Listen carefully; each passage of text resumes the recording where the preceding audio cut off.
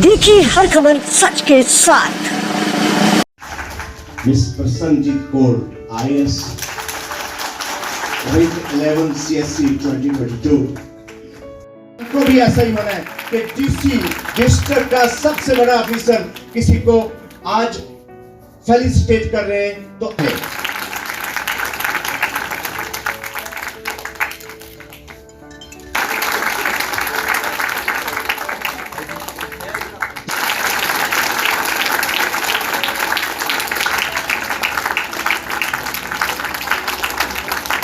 Thank you very much sir. मैं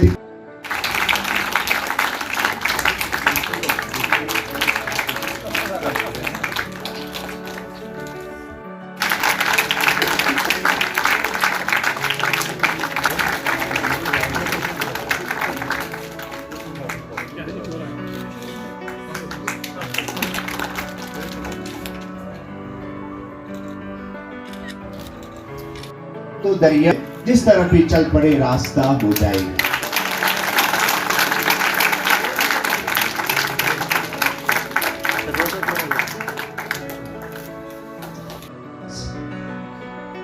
वो किसी ने कहा था कि कुआं समुंदर के पास जाता है और this is for the first time कि समुंदर आपके पास चल के आया है। Give a big applause. Rightly said. मैं विलेज सांगला से रहने वाला हूँ। मैंने सारी अपनी जो एजुकेशन है वो सारी मैंने गांव से ही अप टू प्लस में ली है। उसके बाद मैं इसी कॉलेज से पास आउट हुआ हूँ।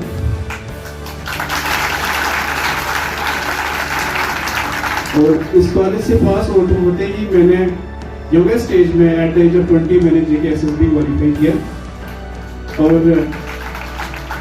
I served education department for 9.5 years as permanent teacher. तो किसी को ये शक न रहे कि सिटी में पढ़ के ही जो है IAS और KS किया जाता है। मैंने प्रूव किया कि गांव में रह के भी KS किया जा सकता है। अब पहले है कि मेरी जर्नी टुवर्ड्स सिविल सर्विसेज कैसे हुई। 2008 में I think I was in 10th और 11th स्टैंडर्ड। तो शाह फैसल का रिजल्ट हुआ था, उन्होंने IAS टॉप किया था। तो मेरे गांव में पेपर नहीं आता था, उर्दू का एक पेपर था कश्मीर उज़्मा। उसमें एक लाइन थी कि पहला जम्मू कश्मीर का स्टूडेंट जो है जिसने हिंदुस्तान का एग्जाम जो है सफ़े अव्वल में पास किया, उसमें एक लाइन लिखी थी कि उनका सब्जेक्ट उर्दू ऑप्शनल था। तो वहां मुझे लगा कि एक तो गाँव वाले बच्चे को तो ये तो होता है, इन्फेरिटी कॉम्प्लेक्स होता है कि कहाँ IAS कहाँ गाँव कहाँ सांगला इतना दूर। तो वो लिखा था कि उर्दू ऑप्शन था। मुझे लगा अगर उर्दू में कर सकते हैं तो व्हाई नॉट मी। तो मुझे लगा कि यार एक चीज तो आसान है, इतना बड़ा एग्जाम है तो उर्दू रख के किया जा सकता है, तो मैं भी उर्दू रख के करूंगा। बट नेटिविटी क्या थी एग्जाम की, नॉमेनक्लेचर क्या था, वो तो मुझे पता ही था।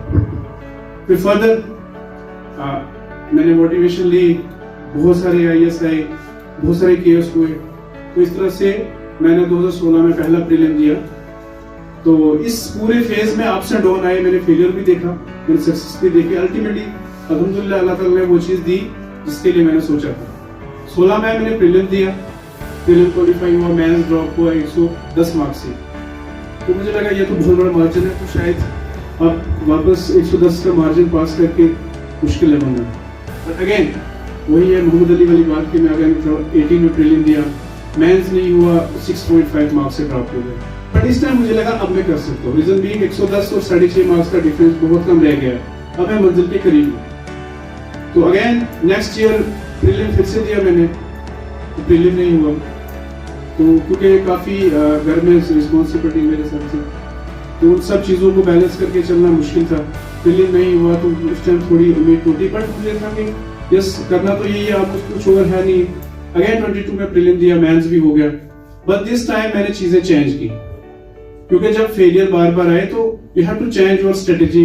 आपको देखना है कि क्या प्रॉब्लम है, कहाँ पे मैं रह रहा हूँ, उन चीजों के ऊपर काम करना है।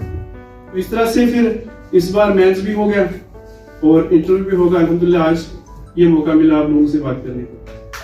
Not touch upon the topics which Zahur sir has already covered, but I will touch on remaining things.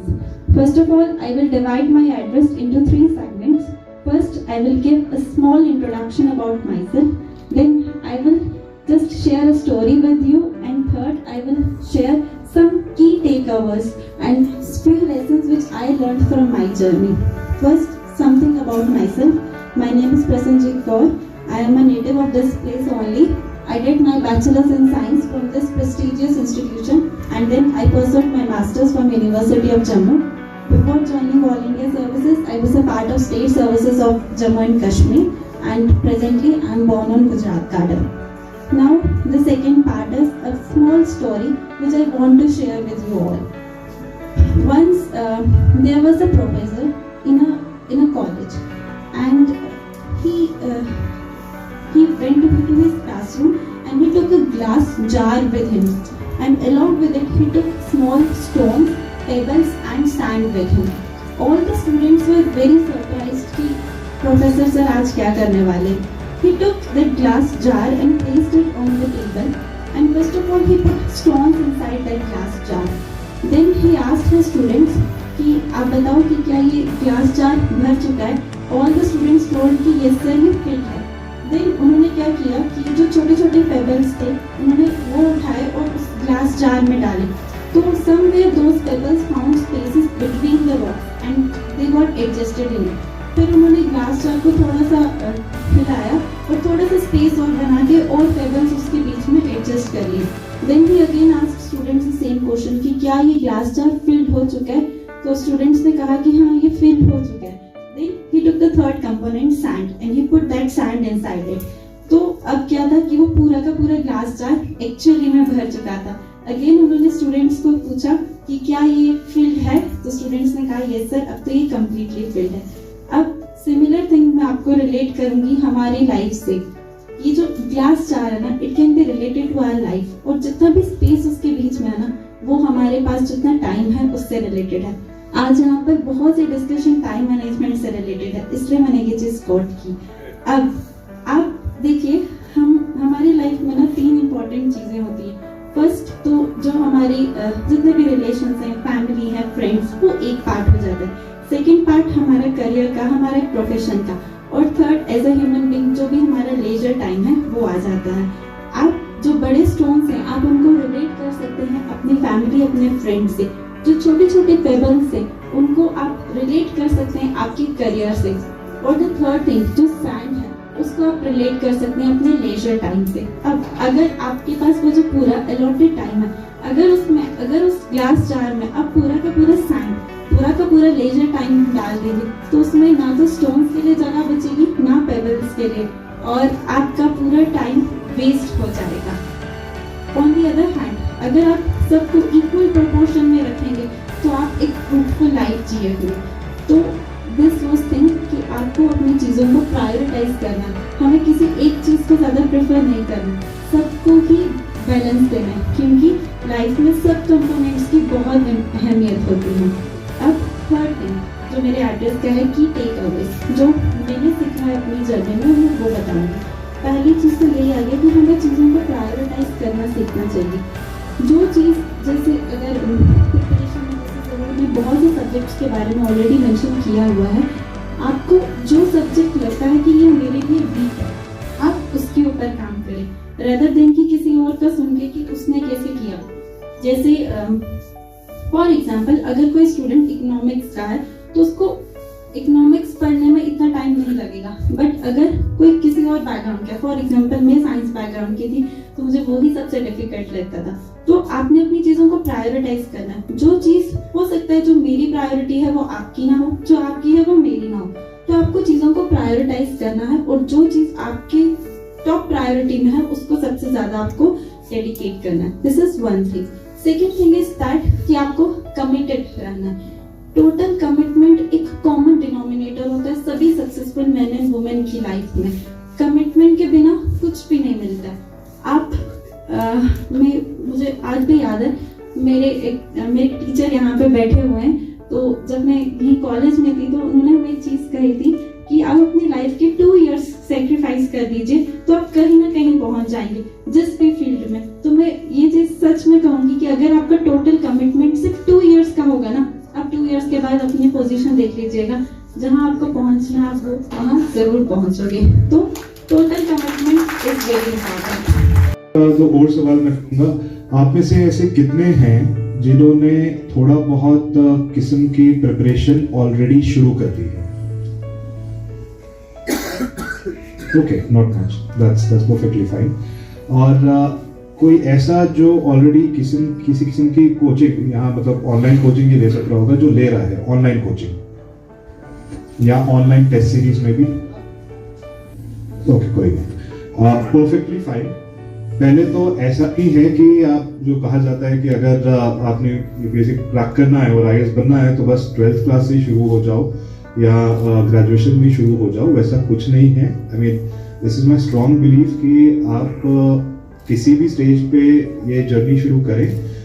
Your result is not dependent on how and when you started, कि आप कितने सालों से हैं इसमें. Personally for me I tell you, मैंने अपनी engineering करने के बाद कोई 2-3 साल प्राइवेट सेक्टर में जॉब करने के बाद इस तरफ रुख मोड़ा. और ऐसा मुझे कभी नहीं लगा कि अगर मैं शायद पहले शुरू करता, जैसे आज आपको मौका मिला हुआ है, being current students that you are attending this seminar. Back then, I wrote this exam 10 years ago. मुझे 10 साल से ज़्यादा हो गया. और I'm glad that young selected candidates, Prasenjit and Zahoor, are addressing you today. But जब मैं था वहाँ, तब मुझे ऐसी opportunity थी भी नहीं और मेरी कोई personal इतनी inclination थी भी नहीं. But as we say, fate destiny has different plans for everyone. So here I am. लेकिन UPSC civil services preparation is one sector जहाँ पे बहुत एडवाइस मिलता है, बड़ी गाइडेंस मिलती है. अगर आप में से कितनों ने राजेंद्र नगर, मुखर्जी नगर जैसी जगहों का नाम सुना है? सबने सुना. सो दिल्ली में बेसिकली ऐसे कुछ नेबरहुड्स है जहाँ कोचिंग इंस्टीट्यूट्स क्लस्टर में हैं और पूरे कंट्री से वहाँ बच्चे आके एक मतलब मैं कहूँगा कुछ 10 फुट के बेड को मतलब रेंट आउट करते हैं, कोई 20,000 मंथली किराए पे, और सालों साल वहाँ गुजारते हैं प्रिपरेशन में. तो उधर मैं भी कभी उस चक्कर में फंस गया था. I also signed up for coaching and ended up in Delhi at some time. और आपको मैं सच बात बताऊँ कि राजेंद्र नगर में ना, जो कॉर्नर पे जो गली के कॉर्नर में कोई पान वाला जो होता है ना, वो भी एडवाइस देता है यूपीएससी का. अगर कोई उसे बंदा लड़का मिल जाए जो क्लियरली नया आया हुआ है, दिख रहा है उसे पहले देखो, वो कहा एनसीईआरटी पढ़ लो, ये पढ़ लो. सो द पॉइंट ये है कि आपको बहुत ज्यादा लोग आज की तारीख में, पहले इतना नहीं था पर आज की तारीख में बहुत ज्यादा लोग और बहुत ज्यादा सोर्सेज से एडवाइस मिलेगा. Easily accessible advice will be like, all you have to do is open YouTube and you will be able to hear a topper's speech and you will gain many inputs. Most of them will be true, but please do understand one thing. As I say, everybody's journey is unique. हर एक की career journey unique होती है और हर एक की preparation journey भी unique होती है. So there are some basic facts which nobody can deny, which we all agree upon. मतलब काफी चीजें जो ज़हूर और प्रसन्नजीत ने बात की वो मैं भी करूँगा, जो सच है. But beyond that it is purely how you take yourself forward is what matters. So do not think कि जो भी बताया जा रहा है इट्स अ चेकलिस्ट कि मुझे एक को इतने घंटे पढ़ना है, इतनी एनसीईआरटी पढ़नी है, हिंदू न्यूज़पेपर पढ़ना है और ये सब मैं कर लूंगा तो मेरा हो जाएगा. It doesn't works like that. Ultimately it's the result that you are trying to achieve is that your personal intellectual journey should reach that stage that you qualify this exam. So keep that in mind. I have a lot of things to talk about and I'm glad that some of them have been covered already. But to begin with, civil services is not the only career choice. It is definitely not the best career choice or not the most elite or privileged career choice. हाँ, शायद 20 साल पहले जब maybe private sector was not that expanded in India and stuff, so ये कहा जा सकता था कि हाँ इंडिया में अगर सबसे बड़ी कोई प्राइम पोजीशन है तो वो आईएएस ऑफिसर की है, पर ऐसा नहीं है. मैं जानता हूँ कि आप सब आज अगर जमा हुए हैं तो आप ये सोच रखते हैं कि हाँ हमें अगर अपने जिंदगी में इलीट बनना है तो आईएएस केएस ही करके बन सकते हैं, आईएएस केएस के ही जरिए हम अपने माशरे में इज्जत कमा सकते हैं. वैसा नहीं है. अगर आप उस इंटेंशन से एग्जाम चेज कर रहे हैं तो frankly I feel it's a perverted motivation, number one. And that might actually affect your performance during preparation as well as maybe after it. If you get selected, then I don't think that's the main reason why you should be getting into services, or whether the service needs such candidates. और अगर आपने ये आज के बाद ये फैसला कर लिया कि हाँ मैंने अब यूपीएससी प्रिपरेशन करनी ही है, प्लीज डू नॉट थिंक कि अगर मेरी सिलेक्शन नहीं हुई, अगर आपकी सिलेक्शन नहीं हुई खुदा न खास्ता, तो आपका करियर खत्म, आपकी जिंदगी खत्म, वैसा मत सोचिएगा. Yes, single minded dedication is necessary, but always remember there are 1,000 different things to do in life, most of which will be equally satisfactory and beneficial for you. Why I say this is because please understand that UPSC is not like a college exam. जैसे हम semester and के final exam लिखते हैं या कुछ करते हैं, वैसा एग्जाम नहीं है. क्योंकि अभी तक जो स्कूल कॉलेज के एग्जाम्स में हम चाहे कुछ भी लिख दें, हमें एक स्कोर मिलेगा and ultimately we'll pass and we'll get a degree. But however, in professional competitive exams, you do not get a degree. You either pass or fail. You either get selected or you do not get selected. आप समझ रहे हैं ना? It's a binary. So all your hard work will either come to something or will not amount to anything at all. Okay? It's not as if कि अगर आपने 3-4 साल 5 साल लगा दिए यूपीएससी प्रिपरेशन में और फिर आपकी सिलेक्शन नहीं हुई, तो you are going to get some sort of degree which says that you are masters in UPSC preparation, anything like that, वैसा नहीं. मैं प्रिंसिपल सर को थैंक यू करना चाहूँगा, उन्होंने हमें इनवाइट किया है. मैं प्रिंसिपल सर मेंडर और जो सुप्रीम कोर्ट से बच्चे आए हुए हैं उनको थैंक यू करना चाहूँगा. मेरा इम्पोर्टेंट मैसेज आप लोग के लिए है, क्योंकि डीसी सर ने हमें यहाँ बुलाया है, उसका बहुत एक स्पेसिफिक रीजन है कि आप लोगों के माइंड्स को इग्नाइट करना है. क्योंकि यहाँ से बच्चे मैक्सिमम नहीं जा पाते पुंछ से, उनको इस जगह पे बैठ के उनको हेल्प कैसे की जाए. ये सच नहीं है कि मैं मतलब कोचिंग इंडस्ट्री थोड़ी बदनाम तो है sir, but there are good people also. मैं उसी कन्विक्शन के साथ यहाँ आया हूँ कि मैं आप लोगों को डिस्ट्रिक्ट एडमिनिस्ट्रेटर ने ये यहाँ एक इनिशिएटिव लिया है, मैं उस इनिशिएटिव में किसी पॉइंट से अगर कंट्रीब्यूट कर सकता हूँ that I will do. 100% surety है मेरी कि जिस भी पॉइंट से मैं हेल्प कर सकता हूँ I will do that sir. 2-3 चीजें हैं जो सर डिस्कस हुई है.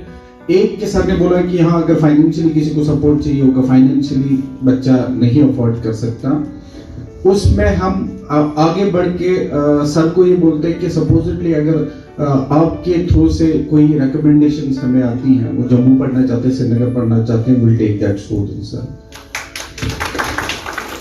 तो we are also conducting one scholarship test जो हम आपके एडमिनिस्ट्रेशन के साथ करना चाहते हैं. कॉलेज के साथ एक प्रोग्राम जल्दी हम ये स्कॉलरशिप करेंगे जिसमें हम 10 स्टूडेंट्स को, वो श्रीनगर में पढ़ना चाहे, जम्मू में पढ़ना चाहे, 10 स्टूडेंट्स को हम स्कॉलरशिप्स अनाउंस कर रहे हैं. और because of you 20 students sir, okay 20 students will do that. मतलब मेरा हम तो कर लेंगे सर ने इतना मोटिवेट किया है. मैं समझता हूँ कि 2-3 साल में सर को इसका फ्रूट इस स्टेज पे प्रसन्नजीत और ज़हूर के शेप में 10 और कैंडिडेट्स यहाँ खड़े हो तब बात बनती है. तो विल डू दैट सर.